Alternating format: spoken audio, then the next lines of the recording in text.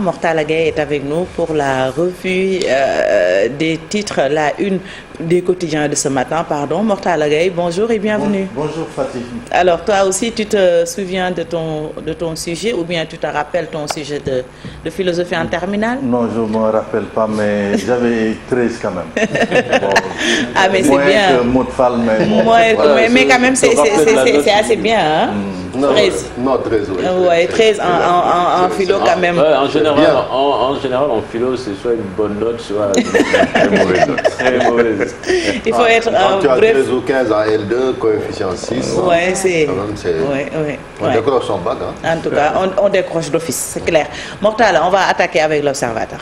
On va attaquer, les journaux parlent d'énergie ce matin. Et l'Obs nous dit que le pays est assis sur une bombe énergétique par rapport un peu à ce secteur de l'énergie et de la raffinerie. Une facture, quelle est la cause? C'est une facture de 47 milliards de francs CFA qui crée une guerre entre la Sénélec et la centrale de Sendou, après l'arrêt de la raffinerie La Sarre au bord du gouffre. En pied de page de l'Observateur, cette crise à l'hôpital de Guédiawaye, Dalal Diam dans le secret d'une démission qui fait désordre. Le professeur Papa Touré, PCR de l'hôpital, jette l'éponge et charge le président. Dans l'oreille de l'Observateur, cette lutte contre la pandémie du Covid, état d'urgence localisé, la recette de Macky Sall qui enthousiaste les spécialistes de la santé. Affaire de mœurs dans un centre de traitement, cette dame violée, les confidences circonstanciées de l'agent de la Croix-Rouge accusé du viol de la malade du coronavirus.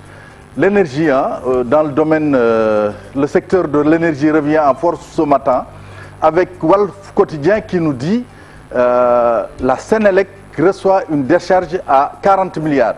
À l'Obs, c'était une bombe. À Walf Quotidien, c'est une décharge de 40 milliards.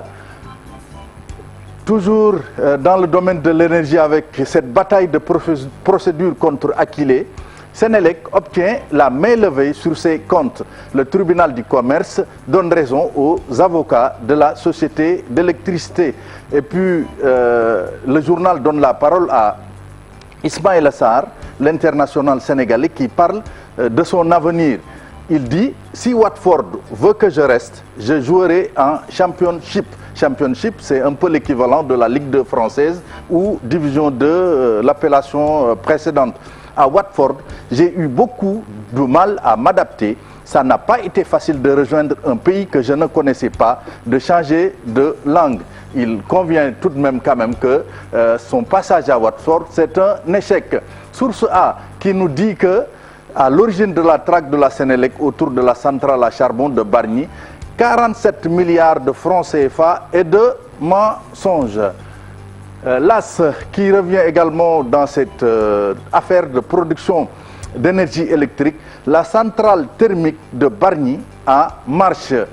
Multiplication des cas communautaires dans l'AS toujours. Alerte rouge à Kédougou et Kaolack. Enquête qui nous amène un peu dans le domaine du traitement de la Covid-19 et nous dit que la chloroquine serait un mirage. Après 5 mois d'utilisation, la chloroquine n'a pas démontré son efficacité contre l'infection du virus.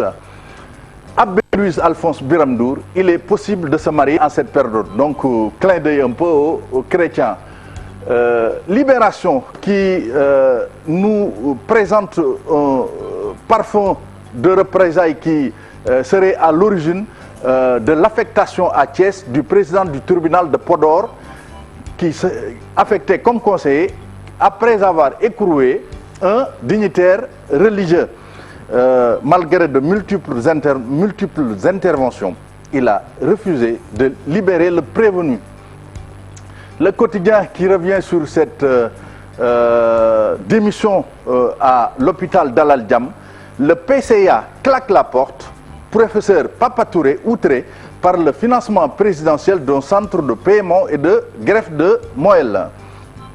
Et puis, éducation, ce démarrage aujourd'hui des épreuves de filet anticipées sur le protocole sanitaire. Le témoin qui nous conte un peu la fabuleuse saga des Kama de Leïti à Mansour en passant par Pierre Babacar. Les journaux sportifs qui nous parlent de cette affiche de ce soir à 19h. Paris, enfin, les demi-finales, nous dit record l'entraîneur du PSG, Tuchel. Neymar va livrer un grand match. Gasperini, l'entraîneur de Atlanta, qui nous dit on va essayer de miser sur le collectif Ligue des Champions Final 8. Habib Bey, qui est consultant à Canal+, qui nous dit qu'il voit une finale PSG City.